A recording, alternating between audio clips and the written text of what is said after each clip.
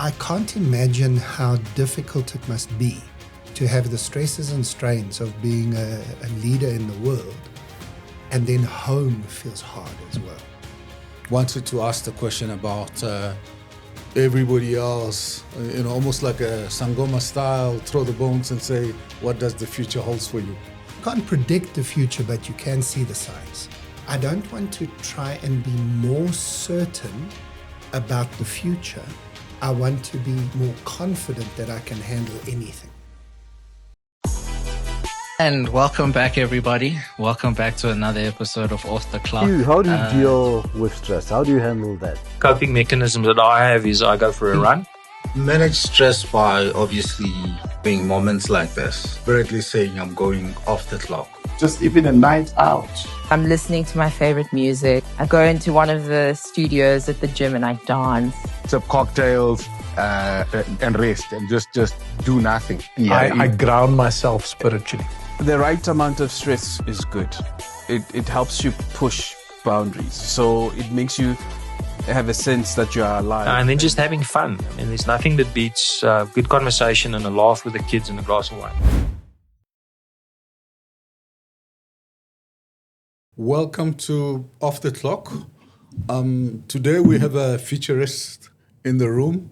I've always wanted to ask this question when I was small. And Graeme, thank you very much for making time to spend with us on Off the Clock. Before I give you time to introduce yourself, I always, wanted to ask the question about everybody else, almost like a Sangoma style, throw the bones and say, what does the future holds for you? So I hope you'll be able to answer that question for you. But before we get there, maybe you can introduce yourself the way you like.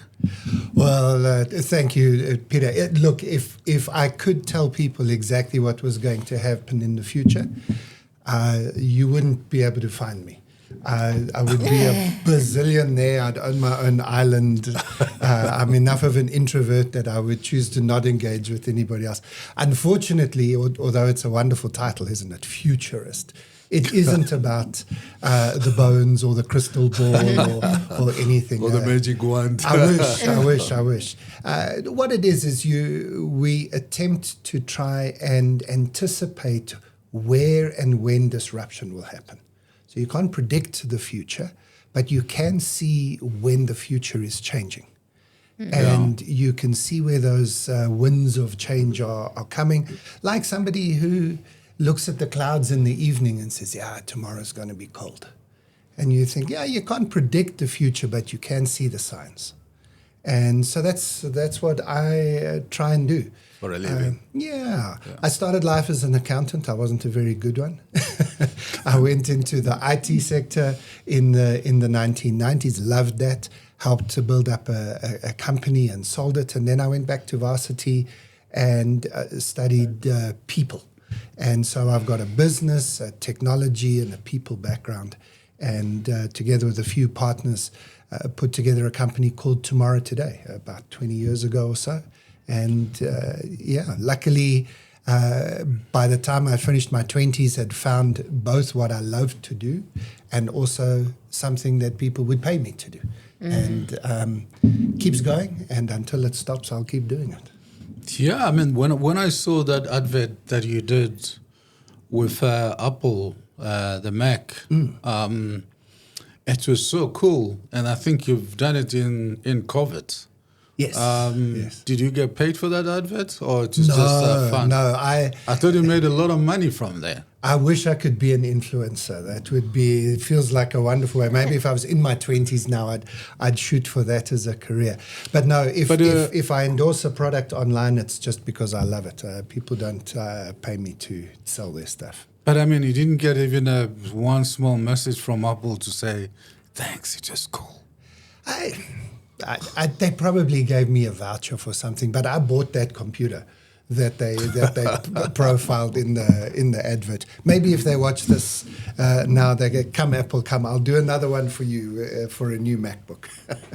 Yeah, I mean, for me, you reached me with that advert or whatever it was that you did, the post you did, which you reposted recently. Yes. Because I've been a sucker for Apple products. I mean, she knows. Yeah. I remember. iPads. I remember I Yeah. bought an iPad when she was not ready, and she never switched it on until it was too old.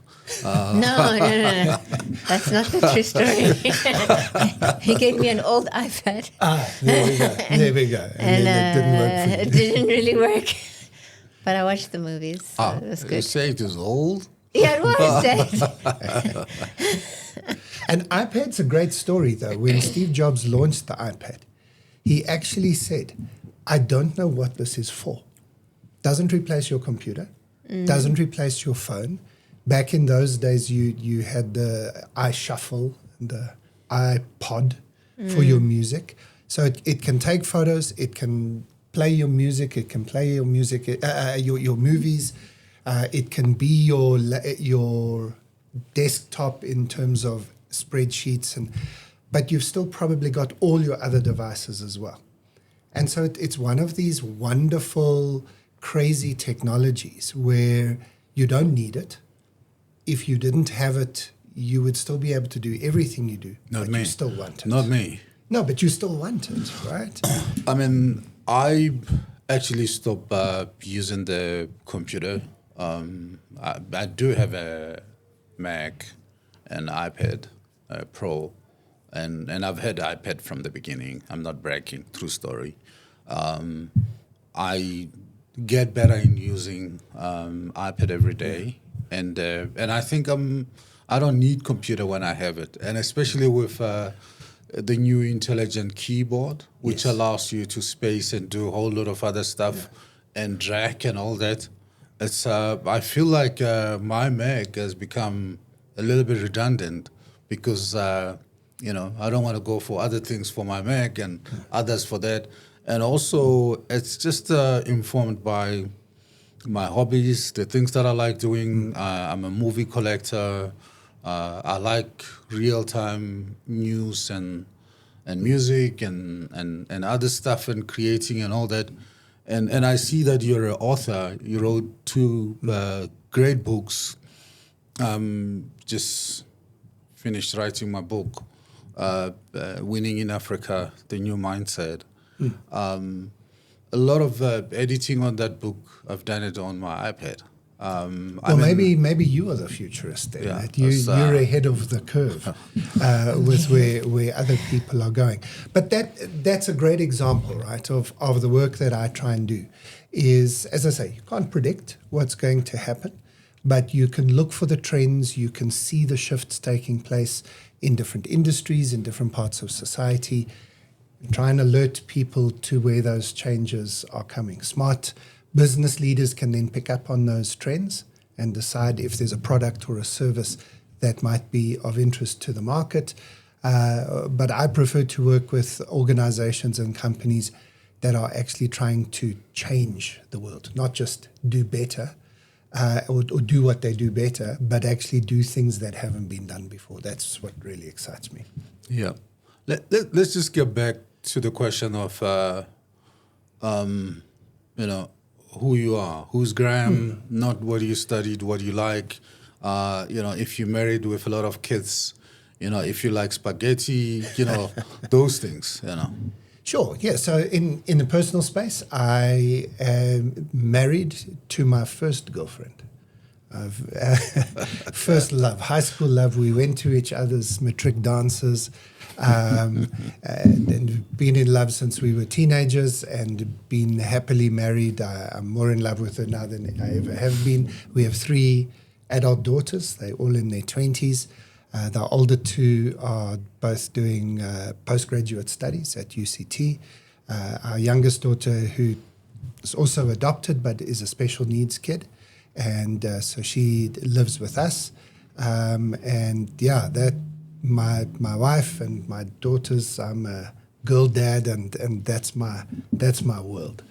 In terms of my hobbies and the things that I enjoy doing, I shouldn't say this out loud in public on a podcast, but I probably would keep doing what I do even if people didn't pay me. I mean, I love what I do so much that it feels like a hobby most of the time. But if I'm not doing research, if I'm not doing traveling to get to clients, if I'm not working with clients, then I'll probably be doing a trail run or drinking a glass of wine or playing my trumpet or painting a picture. So those are the wine, running, painting, music would be the four things that keep me busy when I'm not busy with work. And how often do you do wine, running, painting, trail run? Probably not as much as I would want to or should do. Last year in October, I set myself a really big challenge. There's a trail run called the Otter Challenge, which is the Otter Trail that many people would know, the famous Otter Trail, which is a 42-kilometer trail. So it's a full marathon distance. You normally walk it in 4 days, but once a year they have a race where you try and run it in 1 day. So you run the whole Otter Trail. And I signed up for that. And that came out of about 2.5 years ago, coming at the end of COVID, which was very tough for people who are entrepreneurs and who speak for a living and who work face-to-face with organizations. Had a few tough years with COVID, but had come out of it. It was doing well. But I felt that physically I hadn't recovered. And I needed something that would sort of jolt the system and force me to change my habits to then be more aligned with what I want to do. Okay. So I sign up for this crazy race. And you can't try that on just like good wishes, right? Yeah. So it was a year of preparation in the gym regularly 3 times a week, on the trail 3 times a week. And that's lots of miles, lots of steps as well to get yourself fit. So I spent a whole year building up to that. And that was really probably every other day, taking a few hours out for physical activity, looking after your health well. And that kind of reset everything. So that would be my ideal. I haven't been able to keep that up in 2025. But a few times a week out on the trail. Some people say, well, if you didn't drink so much wine, you wouldn't have to exercise so much. But I put it the other way around. I exercise so that I can keep drinking. So I probably drink more wine than I should, but I love it. And then the painting and the music and that, I try, if possible, to have 1 half day a week besides the weekend. That's got no business work in it. No meetings, no staff, no sort of just put emails away. And sometimes a Friday afternoon is a good time to do that, but other times something comes up on a Friday afternoon and then I try and move it to another place in the week. So I aim to work a 4.5 day work week with exercise in that. So that, I don't know if that's an answer, but that's... it is. I try. I try. I can't always do it, and sometimes I'm traveling and it doesn't quite work out. But yeah. Yeah. Okay. You said you play instrument, trumpet? Yes, trumpet, yeah. How good are you? I'm not as good as I used to be. I actually was professional for 2 years. So I played in an orchestra straight out of school, won a number of competitions when I was in school, school orchestra and that. And to be honest, Peter, it might have been a career. I was that passionate and I think that good. But I've already told you, I fell in love maybe too early. And just looking at the world of professional musicians, not the pop stars, but, the backing band. Yeah.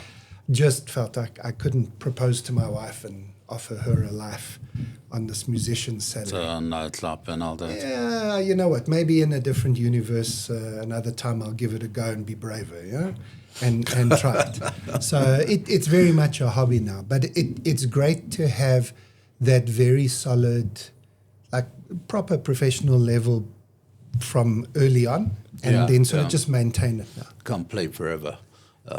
Need to work. No, exactly. and you reach a point, like a lot of people reach, where you've either got to go absolutely all in, or you've got to accept it's a hobby. Yeah. And then you back off from the professionalism, and you just make sure you enjoy it. Yeah, I think that's a good point you're making. I've been invited a few times to R&B Starlight or Star Night. When I see those performances that they do, I think it's every September at the Johannesburg Country Club. Yes. It's beautiful. Yeah. I mean, how they put that together. Every year they bring different groups and musicians and all that.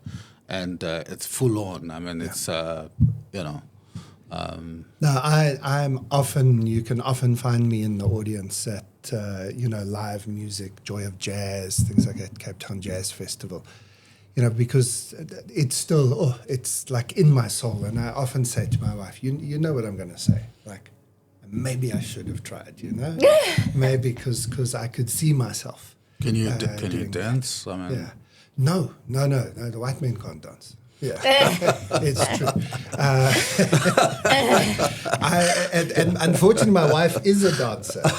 She did dancing very seriously in her youth, and so that's always been a mismatch with us. But my excuse is that I make the music, and I enjoy watching other people dance. So that's what I've told myself, at least.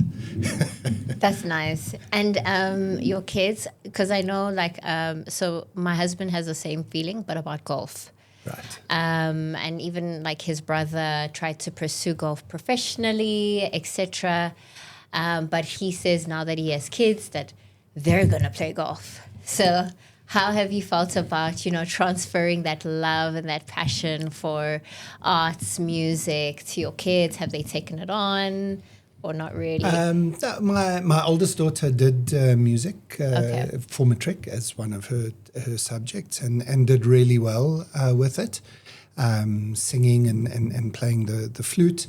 I think she was worn out a bit by it because it was more an academic subject. Oh, I see. But recently she's picked up the flute again, which I'm really grateful for. Oh, nice. And my middle daughter, anyone who's got 3 children, the middle one is always the fun, interesting one. I think she loves music, but more on the dancing side and going to clubs. And my youngest, as I say, is a special needs child, but music is something that really you can see connects in with her. So music is in the family. Yeah. But no, I didn't try and live my dreams out through my children. I at least didn't I made lots of mistakes as a parent, but not that way. So you're saying you kind of married a childhood sweetheart at high school, but you're very economic with the details about how you met and how that, this show, it's about that. Get behind the scenes here. Yeah. Because how people connect, people's personal stories. Did you ask her out for ice cream or how did it happen? So this, now Peter, you know that my wife is not going to get right of reply here. Right? We've argued over the years, over 35 years, 2 different versions of the story have emerged. But I'll tell you the true story, which is mine. According to you. No, it's actually, I think it's a lovely love story. I went to an all-boys school. She went to an all-girls school. Wow. So it wasn't through school, right? Yeah. But it was at church. So we were both involved in a youth group at a church. My father was actually one of the pastors at the church. And I was very involved. Son? Yes. And the pastor's grandson as well. Oh, it's in it's there in the genes. But yeah, I'm just a year older than Jane, and she moved up into the teenage youth group when she turned 13 or 14, whatever the age was. And she was just a wonderfully outspoken and courageous young woman. So we're talking the 1980s. When in many churches, I suppose in some churches still today, but in many churches, women had to stay in the background, and especially young women, right? Yeah. But she came forward and she said, why is there no proper study of the Bible for teenagers? Why we just go to church and then we have youth fun programs? Yeah. But where's the in-depth Bible study? And so the leaders of the youth group said, well, if you want to do it, you can. And she said, but I'm like only 13. I can't lead this. I'm just asking the question.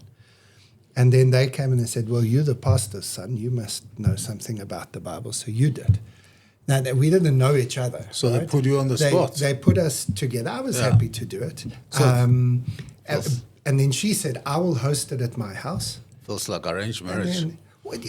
Now that you say it that way, that's possibly the third version of the story. But but we, for 2 years, maybe 3 years, like we would phone each other, on, say, a Tuesday night and spend 5 minutes talking and saying, I think it was on a Thursday that we would have it, and my parents would drop me at her house, and then she would organize all of the people getting to know each other and chatting, and then I would do a little study and a discussion, and then it was 1.5 hours we finished. But over the years, that 5-minute conversation became 10 minutes, 15 minutes, and then the one day I realized I was in trouble, because we'd spent 3 hours talking, and I put the phone down and realized we'd forgotten to prepare for the meeting, right? And I realized, no, man, but this is now my friend. Maybe I can even say my best friend. And so we had become friends because we were doing something that both of us were interested in, and we were just doing it together. And then let me be honest to her. Her version of the story is that when I was in matric, so now we're 3 years later, so we're 3 years as best friends. Now maybe you'll understand this. Like I had no clue, right? Yeah. That there's now one more step to go. And I remember she came to me, in my opinion, out of the blue. Yeah.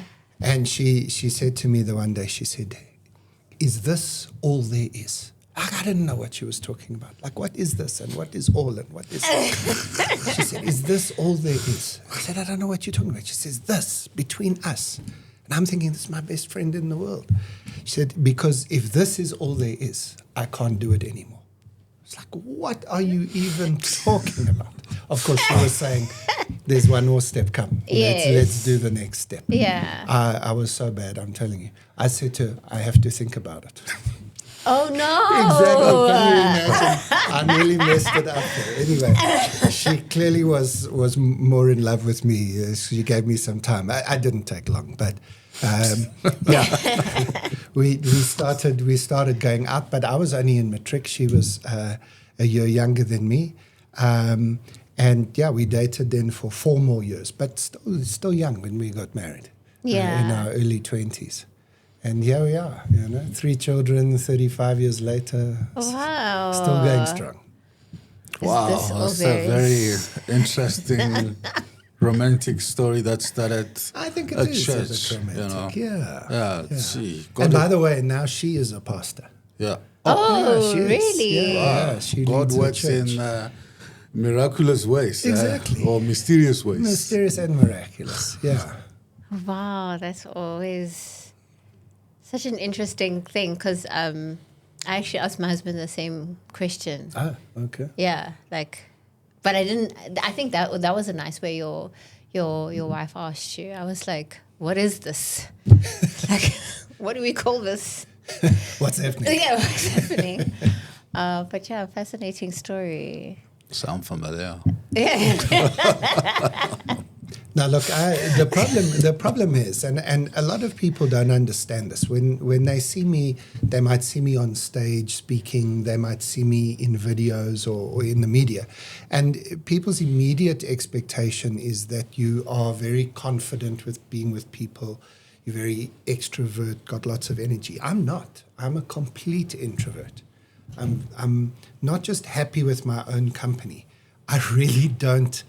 It's not that I don't like company, but any engagement with other human beings uses up energy for me. I'm happy to use that energy. So I'm not grumpy or upset, but I can feel the energy draining out of my system. Yeah. So so for me, honestly, I could be alone. how are you feeling my right whole now life. with this energetic discussion? No, I brought enough energy. Exhausted. We'll check how long it takes.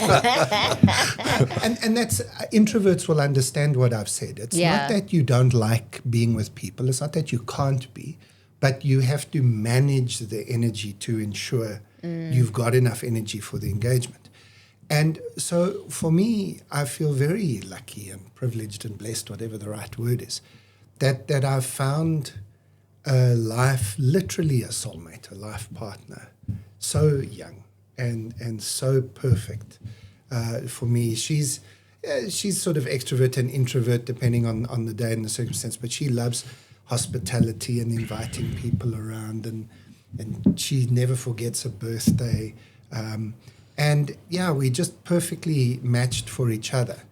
And we've been able to build a life where I could never have achieved what I've been able to do if I didn't have her as the other 50% of all that has to happen. The important half. Yeah. I mean, it sounds such a very good story. I mean, we've interviewed a lot of people, over 50 number of CEOs and leaders we've spoken to, and not in a bad way. Some personal stories. I mean, reminded me this song from Rihanna, "I Found Love in a Hopeless Place." Yeah. when you meet your partner in a nightclub or something, but it works. I mean, just different ways and variety. Variety is good sometimes, but your story is so perfect. Yeah, I see a lot of people who, in stressful and work environments that ask a lot of them, whether it's travel or time at the office or stress, and that then puts a strain on their families, on their relationships, whether it's the partner or the children, and yeah, we've had that. I've been to 104 countries in the world. I've traveled, at least 100 days a year. I'm on the road. That might be why the marriage is fun, I'm not in Jane's space all the time, we do interesting things like when the girls were young, Jane would always take a holiday with her friends once a year, without the kids, or maybe with only one or two of the kids. So she's got her friendship circles, I've got mine. Some overlap, but sometimes they don't either. So we've built this life that's very connected, but we also recognize we build each other and each other's worlds. And so we've built this way of being where, I can't imagine how difficult it must be to have the stresses and strains of being a leader in the world, and then home feels hard as well. I wouldn't have been able to survive. No place to run to. Yeah, for me, whenever I've got home, it's felt like this is where I can find my peace and my energy. Peaceful place. Doesn't mean there's no stress, but it's different stress and it's handled in a different way. And it becomes the foundation on which I can build the other things. If home feels like it's hard and difficult and there's fighting and stress, I could see that would be devastating. I'm just grateful I've never had that. So, I mean, it looks like you're really eating very well. You're living a good life. Black so that you wouldn't see the reality. Yeah. And you're sleeping well. How many hours do you manage to? Now, so Peter, this is the question I was nervous of, because I know you ask this of everybody. And sleep is big for me because I like to sleep. And I know that sleep is important, and I've listened to all the experts. I've been on those health courses, but since I can remember, I've never needed more than 4 hours sleep in my life. I'm talking to when I was a teenager. And it's not that I haven't tried. And sometimes I do sleep in and I enjoy it. And I've never had a difficulty falling asleep. My wife hates this because when we travel on an airplane, I can be asleep literally before the plane takes off. I sit in the seat, I settle down and gone. And so for me, it's easy to sleep. I normally wake up without an alarm clock. Even if I'm in different time zones, I set in my mind, I say, I need to wake up at 5 o'clock, and at 5 to 5, my brain wakes me up.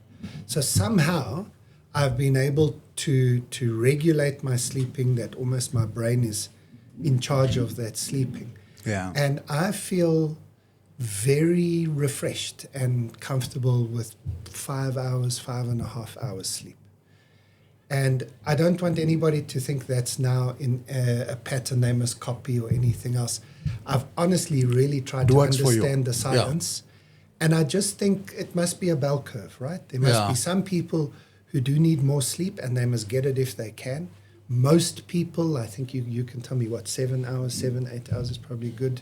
Yeah, look, I do about 6, and also, my pattern of sleep also is frowned upon. That works for me. That's me, and I'm in a better place mentally with that. I just want to follow up with a question on the futuristic work or the work that you do. What was the demand like before COVID and after COVID in terms of your work and input and advice that you provide? Because, COVID brought a lot of tension, stress, and a lot of, people, organizations were put off balance. Yeah. So probably 15 years ago, the task of the futurist, the work that I did, was that a lot of it was going to companies and trying to help them predict how their industry would unfold in the next 5 to 10 years. It began to be, what will the 2020s look like, 2020 vision, that sort of thing. I think these days, to be honest, you can ask ChatGPT the question and you'll probably get a 80% decent answer. What are the 10 biggest forces shaping our industry in the next few years? Except that more people starting to dislike that stuff. Different story for another day. But yes, I agree with you. I wouldn't rely on it. But what I'm saying is that I think there's been a shift in what it means to be a futurist. That previously, quite a lot of it was just trying, because people didn't have access to as much real-time information 15 years ago. They didn't have the sort of deluge of data that came their way. And that was what I did. I would just take that data and filter it, pull out the things that made sense, put it in front of people, and it would help them and give them clarity about where they're going. But about 2 years before COVID, we began to feel, and our team began to sense, that the shift was less and less about what are these forces, and more it was about how do we become more adaptable. Mm-hmm. And so the shift is, I don't want to try and be more certain about the future. I want to be more confident that I can handle anything. Okay, so it shifted. And that's an important shift. That was, in fact, the shift we were trying to get people to make 15 years ago, because I don't think the future has ever been certain. Mm. And I think that this shift of more scenario thinking, and Clem Santa was the big guy 15 years ago, and his famous book, The High Road, Low Road, really got people thinking, well, you can't predict what will happen. That book was about South Africa.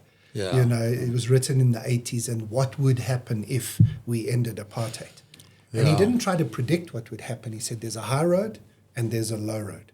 And actually, it's not the future that will decide which road we're on, it's us.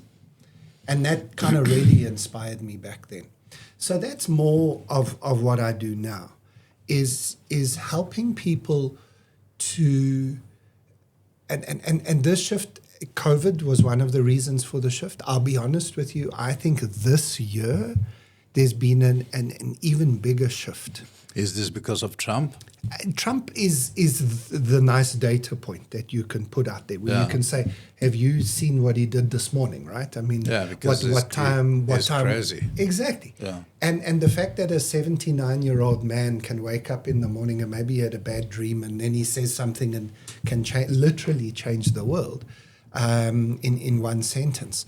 I think that's a good data point, but there's all sorts of other reasons. Indicators. That there are the potential for deep structural changes to take place.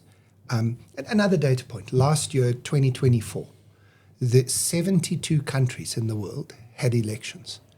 And that was more than half of the world's population lived in countries that had elections. So in human history, it's like election year in history, right? The biggest election year in history. And I think 68 of those 72 elections, the population said, we want change. So Modi in India was given a big slap. I mean, he's still there, but he had to form a coalition. In South Africa, same thing, Same right? story, yeah. Same story. In the UK, there was a shift. In France, they had to do massive work to make sure the right wing didn't come in. Big shock. Italy, they went completely right wing. Germany had to change. Argentina and things like that. So everywhere you look, it was like, wow. And then Trump, of course, is the cherry on the top. That's a big one. But Trump then came in like a wrecking ball.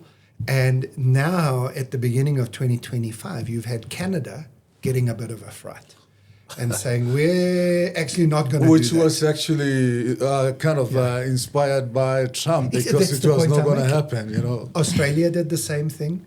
I would even argue the Vatican did the same thing. The choice of the Pope. Yeah. Let's go easy with an American guy. Just keep it simple, keep it safe. Yeah. Because he was an outsider. Correct. So the reason for giving you those examples is that's kind of what I do. Not trying to predict what will happen with an election, but trying to say, are these data points leading us somewhere? Are they just random data points? Or are they showing us a direction somewhere? I think they're showing us a direction. And I think that you can get a sense of that direction. But the task of the futurist is not then to, again, help people to get certainty about the direction. It's to help them make sure that whatever happens on this journey, we're going to be okay. And that's what I really actually love doing, is giving people a sense of confidence in the future and remove change fatigue from people, so that people actually get excited to say, you know what, whatever happens, we can handle it, we can do it. Tomorrow is another day. Yeah.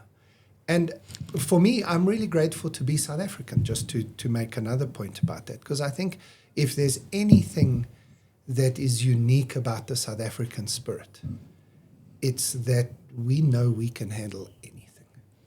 We've been to hell and back. Yeah, and we have. So you're going to switch my electricity off for a few hours every day. Okay. I don't like it. I'd prefer that you didn't, but it's not going to keep me down. We'll do something. We'll literally create an app. You can schedule it, put it in your diary. Let us just know when it happens. And that's the South African spirit. And so for me, part of who I am and part of what I bring to my work is also embracing the DNA. It's not RSA, it's DNA. That is just this DNA of punching above your weight. And this DNA of no matter what happens, we'll find a way through it. Yeah, I mean, you think about certain data points, whether it's a miracle or coincidence or something. In 2023, when South Africa Rugby won the World Cup, I mean, the way it happened was quite a, telling, right? I mean, just winning against all odds by 1 point 3 times and win the whole thing was maybe South Africa is the best place in the planet. Or I don't know. I mean, I'm kind of through the influence of my son and my daughter on social media, I'm kind of also follow a lot of things that are happening on social media, culturally, socially as well. I see the South African many things, the music as well, influence and touching the world, just in terms of, when in COVID, I mean, the song Jerusalem was such a world trend and a billboard type song, which, because I've been, similar to you, traveling a lot. I remember I was in the Middle East and also in Egypt, and just people playing this song and everybody dancing, and I don't even understand. Exactly. But they're going with the move and all that. And out of the whole places, think about Jerusalem as kind of a city in Israel and the Arab world and the tension. For me, sitting in a smoky restaurant that plays live music and listening to this was quite a touching point, just to see how, South Africa comes in. No, exactly. And even on a personal level, my wife and I love to play a game where we try, if we're sitting waiting at an airport or we somewhere in the world, you try and guess the nationality of people based on how they dressed, how they walk. And when you start just looking up and noticing people around you in a public space in the world, you don't have to wait more than 10 minutes before a South African walks past you. We are everywhere. And you hear the accent, you see the some South African thing about them. And for me, I'm very proud of that. We punch above our weight. But for me, we are one of the futurist nations in the world. I think we are showing people a path into the future, a path where you can overcome deep historical problems, where we're showing people a path where resilience is important. We're showing people that truly first world can coexist with, unfortunately, truly third world at the same time. But it's possible, and you can have excellence in that space. I think we are showing the world that there's a different way to do capitalism. That isn't just about letting businesses do whatever they like and get profits regardless of the consequences.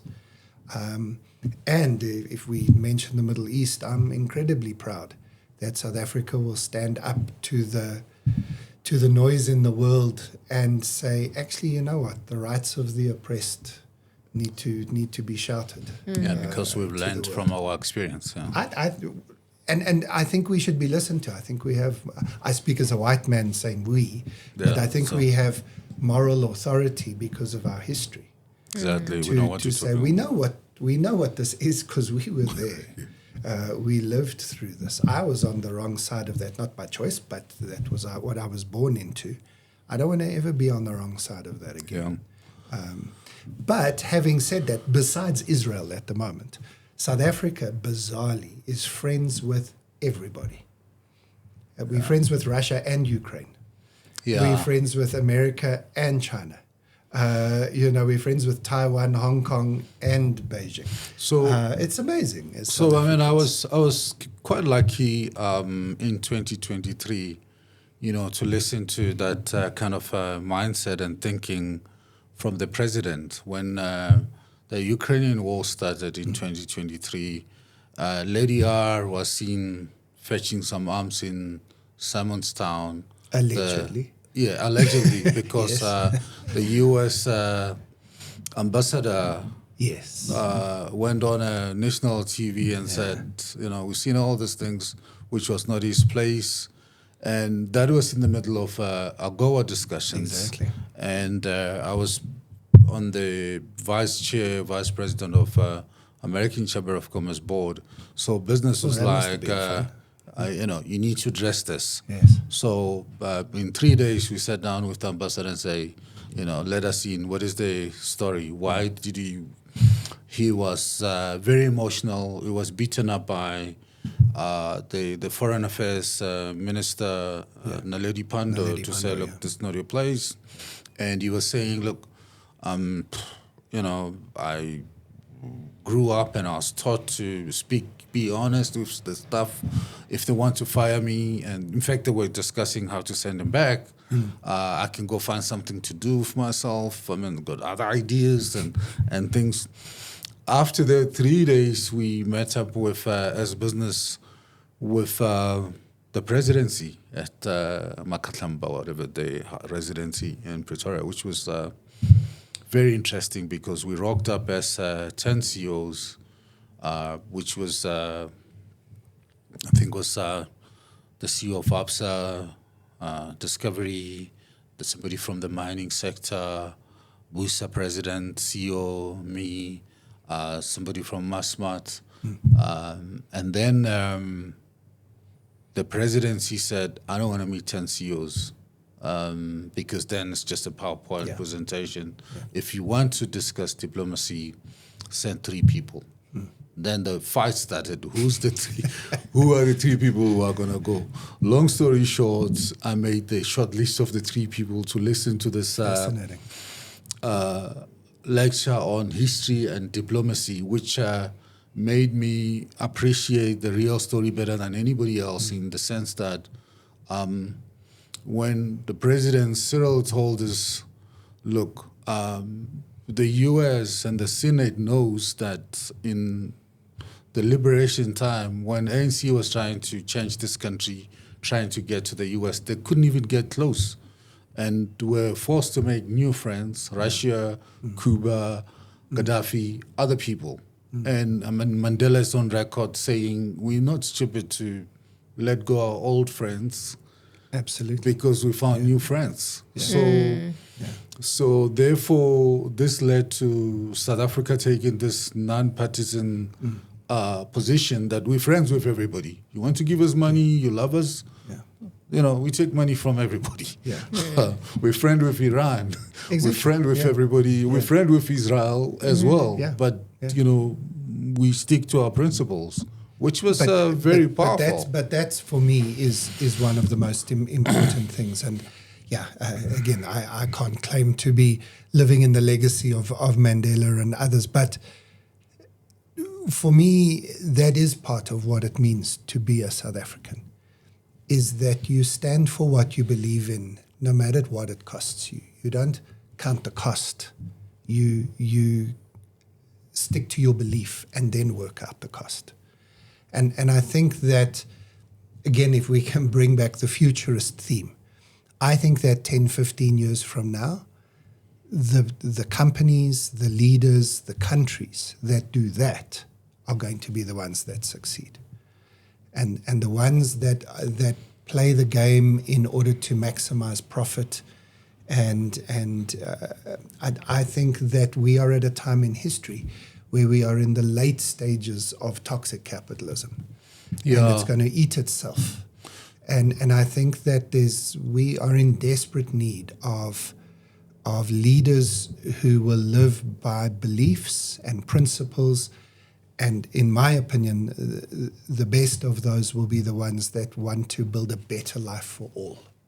So, I mean, in my book that I'm just about to launch, I wrote a whole chapter on shared value creation, which is talks to what you're talking about, an idea of creating an environment of solving societal problems while you're making profit.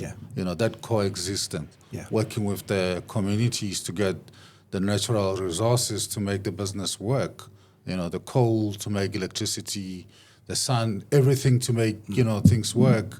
So, I mean, what you're saying is so right, because, you know, you cannot, you know, like typical South African situation, you know, be happy when people around you are not happy with so many problems. You have to, you know, cooperate, collaborate, partner, team up, you know, to make this world a better place.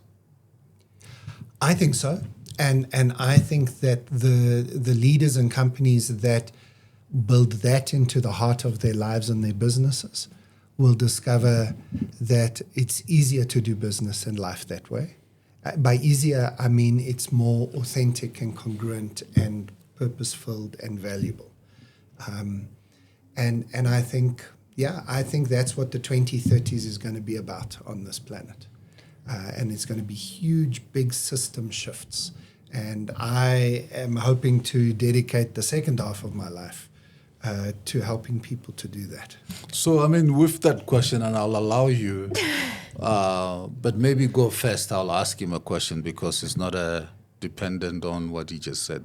So, I mean, as a futurist, are you seeing a lot of young people wanting to take that stand as well?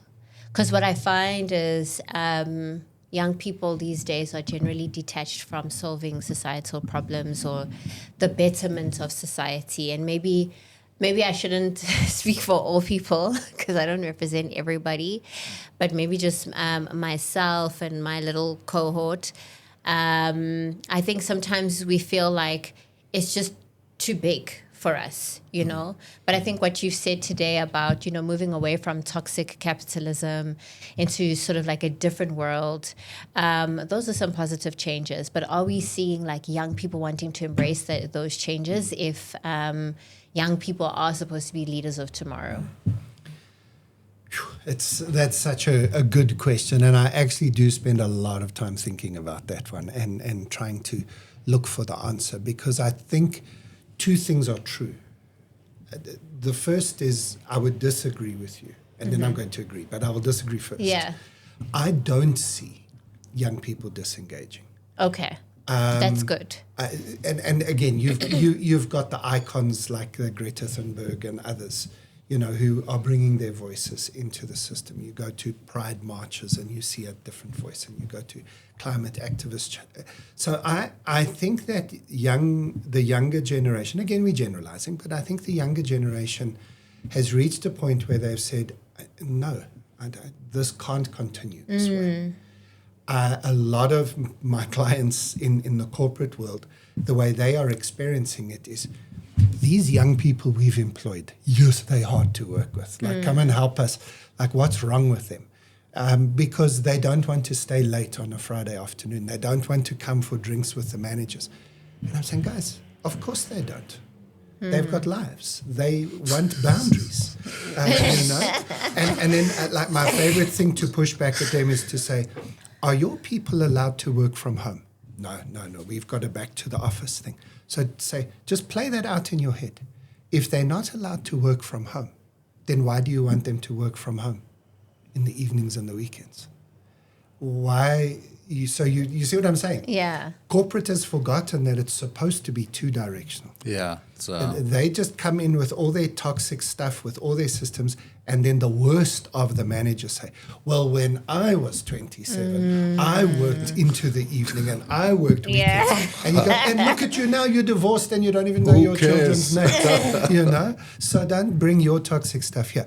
So I disagree that young people are not engaged. I think they very much are. But then the other side is it's almost like when you think, you know what, the world can't keep going the way that it was, but then you look at the world and go, but like, where do we start? Like, the whole world's burning, climate change and everything. What can I do? I mustn't just drink out of plastic straws. That's not going to change the world.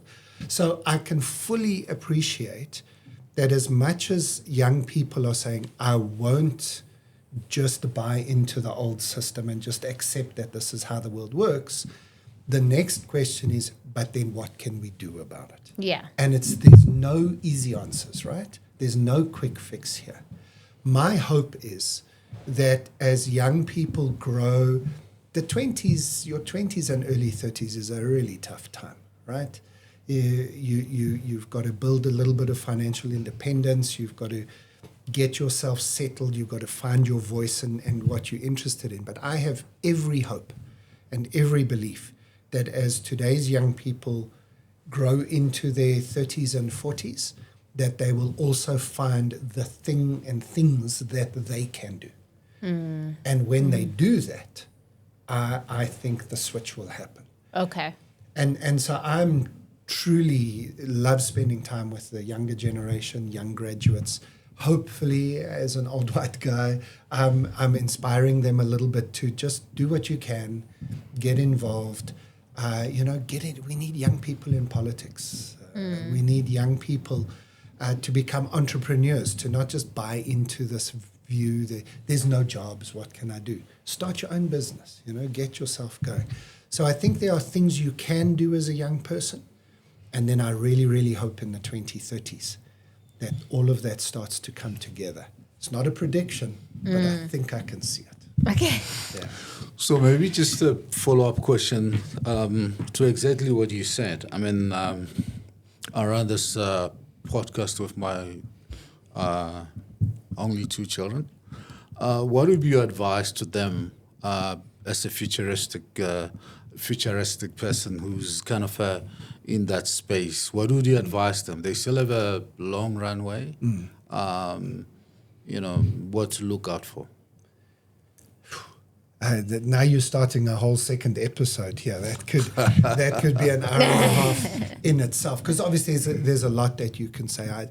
But maybe 3 things jump to mind, Peter. The first is just relax, and I mean that. I don't mean that too paternalistically, but I think that when you look at your father, at your parents, when you look maybe at some of the friends that your parents have got, maybe you think they've always been like this. But you need to go back. We didn't have social media when we were 25. Most of us would have been in jail if we did. We did silly things. We did stupid things. Ask your parents about their first cars. My first car had a hole in the roof that when I was going to KPMG, if it was raining, I had to literally have an umbrella in the car so that I didn't get wet while I was inside my car. My daughters complain about their cars. I say, you don't even